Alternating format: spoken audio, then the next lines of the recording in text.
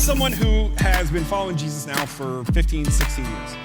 And in that time, there have been two constant things in the middle of a whole lot of change.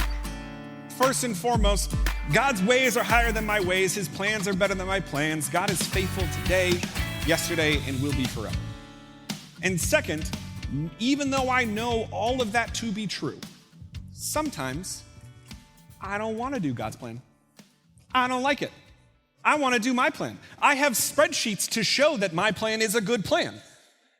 And yet, I wind up, in this case, I say that because doing this, being the comms guy at the church that was like the big church that I drove by and would like look up at the roof and be like, man, what's going on in there, right? This wasn't the plan. I love making plans, and I've been through enough therapy now to know that the reason I love making plans is because having these plans make me feel comfortable. And I love being comfortable. You're lucky I'm here. That's how much I love being comfortable. And during this new series we're starting today, which is called Sent to Serve, during the series, we might talk about some things that might make some folks a little uncomfortable. To be honest, I'm not super worried about that, though, because we just spent all summer as a church walking through the book of Revelation, which will never not be a little bit funny to me. It was an amazing series. I'm so grateful for our pastoral team who helped put it together because we got to spend all summer looking at how we reject the forces of greed and oppression, how we cling our allegiance to Jesus and be on Team Lamb instead of Team Dragon. And this series will not have any dragons, probably. What we are going to talk about this series is what it means to be sent to serve. That is language that we have used around here at Good Shepherd periodically, but it's something that is a very serious call for all of us. And I want to just say, some of you heard that we're doing a serve series, and your guard went up. And I get it. You've been doing this whole church thing long enough that you've seen people like me stand on platforms like this and come in front of you and tell you, hey, I just need you to do something. I just need you to be a little bit more generous. I just need you to do this one thing. And those kinds of asks have resulted in a lot of guilt, a lot of shame, and it's fundamentally not what this series is meant to be about.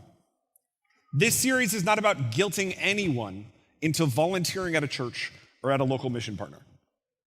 Don't get me wrong. I hope that as we go through this series, everybody here finds different ways to serve, finds new opportunities, finds different ways to engage and participate in God's mission. But I am not interested in guilting any of you to do something. It's 2026. Y'all are doing enough. My hope in the context of this series is that all of us start to ask better questions about how God has made us as individuals, that we have conversations that help us better understand what our collective impact can look like after we've all done that kind of work together as a community. And for some of us, that will mean serving in new ways. And for some of us, that's simply going to mean maybe looking at serving a little bit differently than we have before. So let's talk about something that Jesus said, which to me is like the foundation of this message of serving. So if you have your Bibles with you, you can open it up. You can take your Bibles out, the seat backs in front of you if you need to, your Bible apps on your phone. The words are going to be on here for the screen, but please stand with me as you're able for reading of God's word from the Gospel of John, chapter 13. Starting in verse 31, it says, "Now the Son of Man is glorified, and God is glorified in him. If God is glorified in him, God will glorify the Son in himself and will glorify him at once. My children, I will be with you only a little longer. You will look for me, and just as I told the Jews, so I tell you now, where I am going, you cannot come. A new command I give you. Love one another as I have loved you, so you must love one another. By this, all will know that you are my disciples, if you love one another." This is the word of the Lord. You may be seated. John 13 is a dramatic chapter of the Bible, which makes sense because the Gospel of John is a dramatic book of the Bible. If you ever have problems sleeping at night, you can read a lot of the articles that I read about what makes John different than the other Gospels. But there's one distinction that I think is worth mentioning, which actually happens a couple of chapters before this passage, which is the resurrection of Lazarus. Now, to oversimplify, scholars, folks who study this say that in all the other Gospels, the thing that caused the religious leaders of the day to decide that Jesus had to die was when Jesus cleansed the temple. And that's a story that we actually read early on in John 2 or John 3. The same story exists of Jesus cleansing the temple, but the Gospel of John makes clear that the resurrection of Lazarus, this famous story that so many of us know and have heard most of our lives, where Jesus intentionally walks towards resurrecting his friend, he does so knowing that it's ultimately going to be the thing that costs him his life.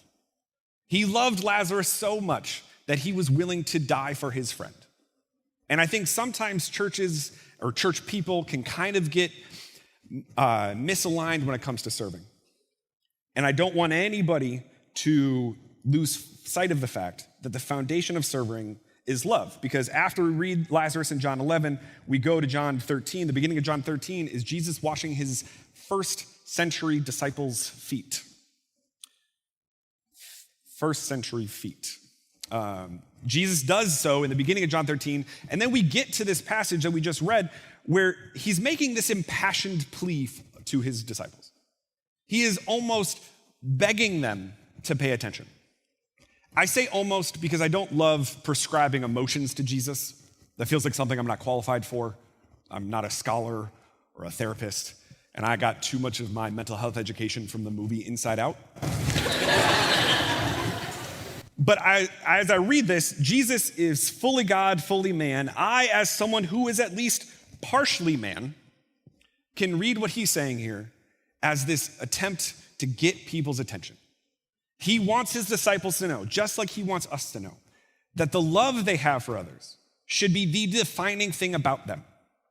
That the love they have for each other should be the defining social characteristic, the thing that sets them apart from everybody else. Now, it's interesting that Jesus says that this is new, because the idea of God's people loving our neighbor as ourselves is something we actually read way back in Leviticus chapter 19. But Jesus says this is new for two distinct reasons. Jesus is saying that this is new because Jesus is saying that this standard is new. Jesus does not say, love your neighbor as yourself, which was the commandment of the day. Instead, he says, as I have loved you, which changes everything, because the measure is no longer my love for myself. It becomes Christ's love for everyone. Christ's love is different than my love. Christ's love is sacrificial. Christ's love is humble. It is forgiving. It is servant-hearted. It is cross-shaped and never-ending. We see Jesus live this out with the foot washing illustration, and then soon in the Gospel of John, in context, we would read about the ultimate fulfillment at the cross. The other reason that Jesus is saying this is a new command is because the community is new. At this time, Israelites were really good at loving fellow Israelites. But Jesus is starting something new. This movement that comes after him is creating a new, unprecedented covenant community that is made up of Jews, Gentiles, fishermen, tax collectors, zealots, patriots, and all these folks who are coming together. If you feel like right now it's polarized or divided, the amount of just conflicting people that Jesus brought together would make 2026 seem civil. But Jesus intentionally brings them together because he wants everyone to understand the kind of difference his love makes. Because we are called to love everyone as Christ loved us. Everyone. As I say that, if you're anything like me, you are thinking of someone going, man, I hope he doesn't mean that person. I say that because I wrote this. And as I was writing this, I was thinking, I hope I don't mean that person. But loving that person who doesn't worship like you do, loving that person who doesn't see the world like you do, loving that person who doesn't look like you do, loving that person who doesn't vote like you do, is the cost of following Jesus. Loving folks like that, loving folks like the person you're thinking of, is the thing that allows the world to look at us. And before they even talk to us, before they really know us, they are able to see in our lives that we belong to him. So, Good Shepherd Lutheran Church of Naperville. You can tell I'm serious because I'm using your full government name. It all leads me to this question that I haven't been able to stop asking myself ever since Pastor Terabeth asked me to be here this morning. Are Christians today known for loving others the way we see modeled by Jesus? I asked that question first service and somebody laughed, which is kind of the point.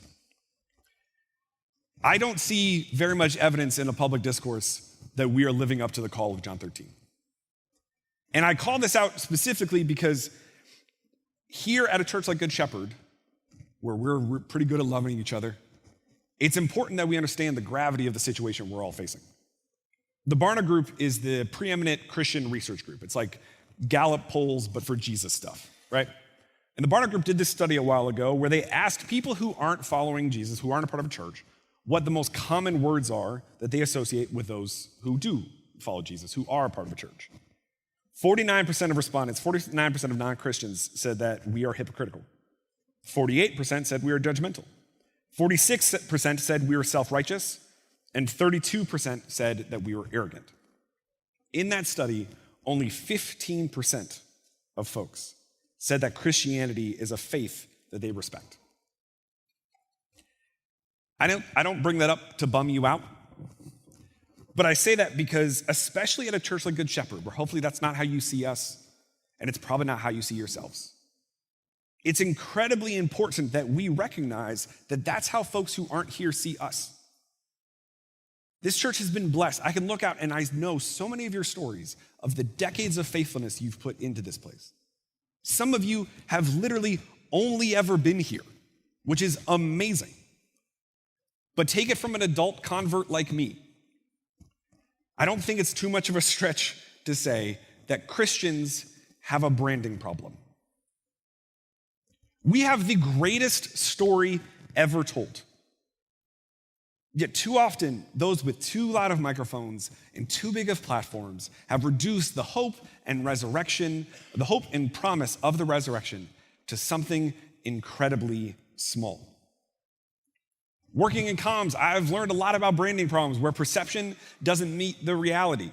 And even though we love what we're able to do here on Sundays, the challenge that we have is that for so many folks who aren't here, they believe that this is all we do.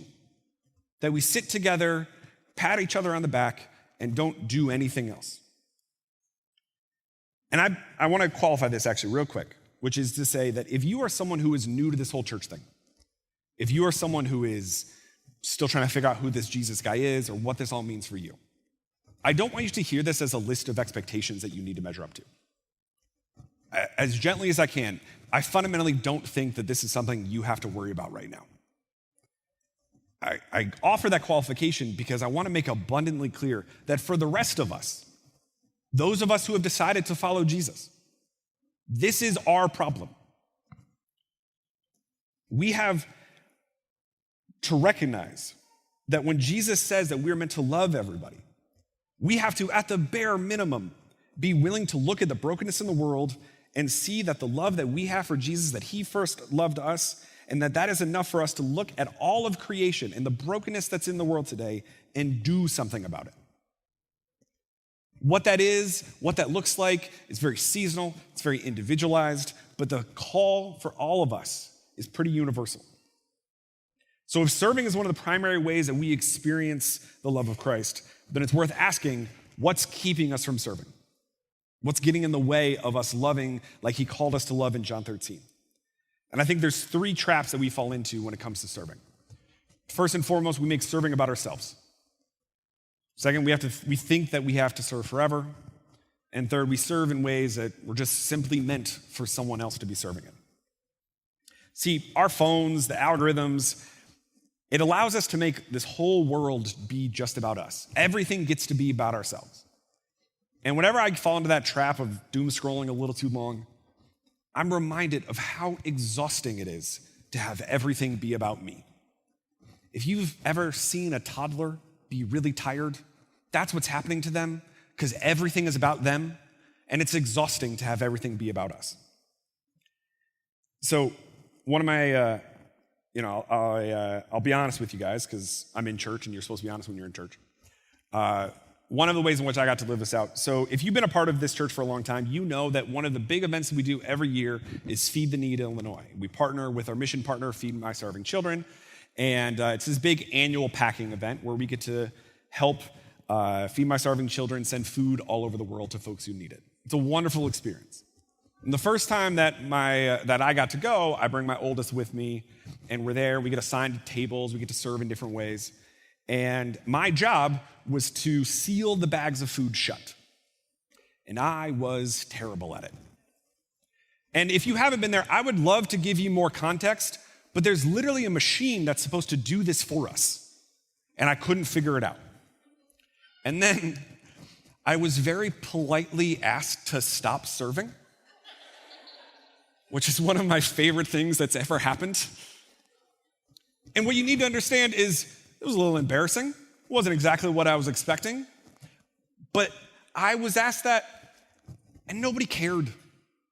I think sometimes we look at serving as this thing that has to be this big transformational experience, and sometimes it is. But sometimes you just find out you're bad at sealing bags, and your daughter looks at you weird. And the world moves on. God's mission keeps advancing, even though I wasn't very good at sealing those bags.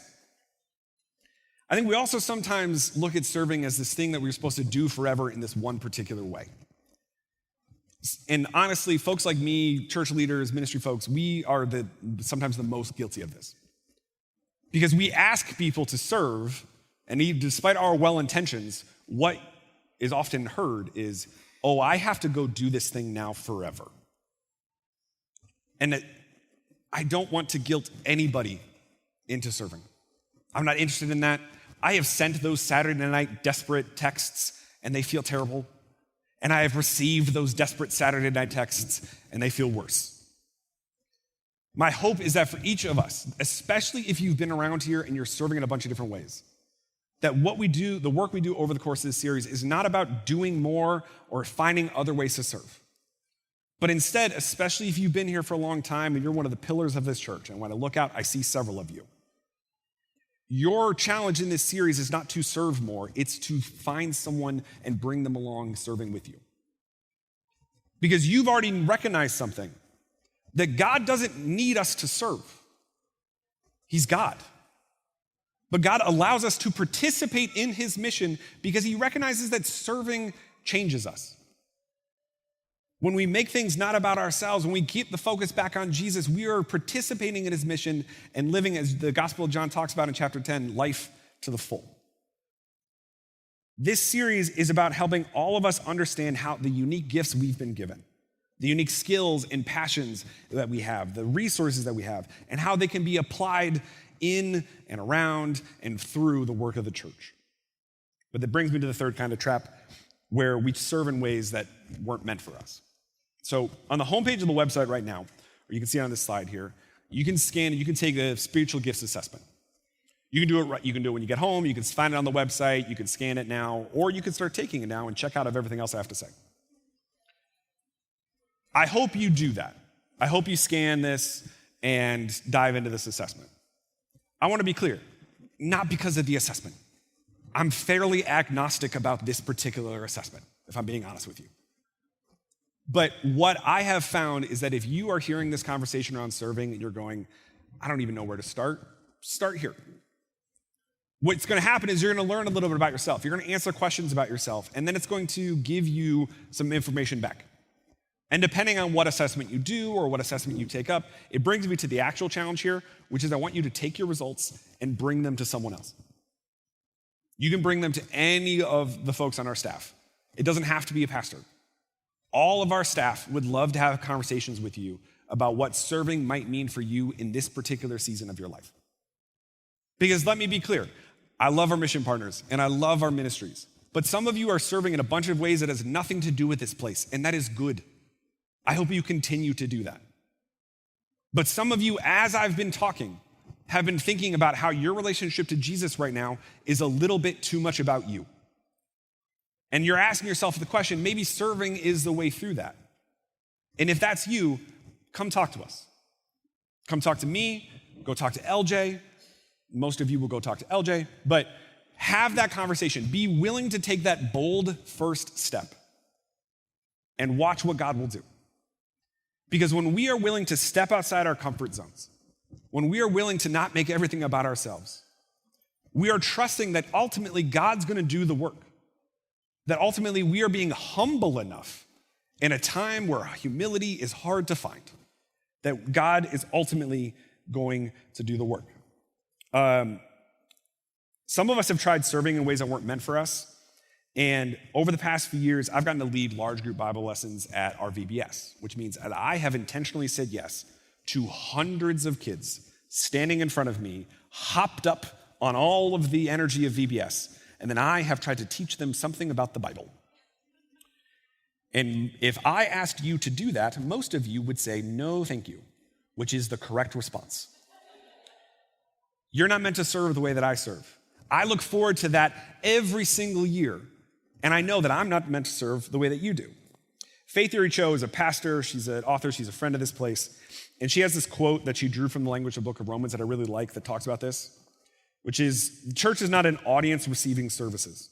It is a body in which every member has been given something to contribute. And I love that because it begs the natural question, which is, what gifts have you been given to contribute? I don't think serving with our ministries or serving with our mission partners is the end all be all. Please hear me on that. But I hope you can understand by the nature of my job that I get a front row seat to all that God is doing in and around and through this community, and I want you to be a part of it. I have seen firsthand how a sense of belonging and comfort is created just by the simple drinks and food that Carol and her team serve in our cafe. I have seen how everyone is invited to walk together in the calling of Christ for a life of eternal impact through the work of our amazing disability ministry. And I have heard story after story about how challenges like medical procedures are made a little bit easier by the work of our care ministry. And I could go on and on. I'm the communications guy. I'm verbose, okay? But what I love about each of these opportunities here, we are a big enough church that you can find something that fits your gifts. If we are a church right now that feels a little too big to you, you can find your people through serving. I know that because it's been true in my life, and I've seen it be true in so many of yours as well. If you don't know where to start, I hope you take that assessment. If you've been serving and you feel like, man, I need to go do something else, I hope you feel like you can go talk to someone about that too. But if you are someone who is feeling great about how you're serving right now, invite someone else into that work, into that transformation. Jesus said, love one another as I love you. That is a bold call, but it is not a complicated one. Good Shepherd, I want to be a church that anyone in Naperville or surrounding communities or around the world can look at and know that we are people who love those around us. That we are known for not how loudly we speak, but by how faithfully out of love we serve. Because I want folks who aren't a part of church, because I want who would normally fill out those Barna statistics with those kind of words, to be able to just say about us that we, as believers of Jesus, as followers of Jesus, are available. We are folks who show up. We are folks who are available when people are suffering. We are folks who are available when people are celebrating and everywhere in between. That's the kind of church that I want to be a part of. That's the kind of church that so many of us already are. And in the course of this series, we are invited to participate in that bold but simple call that we see in John 13. That we can be people who are known for showing up, people who are available, and through the love of Christ, people who serve. Let's be those people together. Thank you for listening to the Encounter Faith podcast. This podcast is a service of G. Shep Productions from Good Shepherd Lutheran Church in Naperville, Illinois. All rights reserved. If you're in the area, we'd love to meet you on a Sunday morning at our 9 a.m. or 10:45 services. At Good Shepherd, we are inviting everyone to walk together in the calling of Christ for a life of eternal impact. This podcast is produced and hosted by me, Ross Cochran, and our theme song is Wake the Earth by 1111 Worship. Thank you for listening. We'll talk again soon.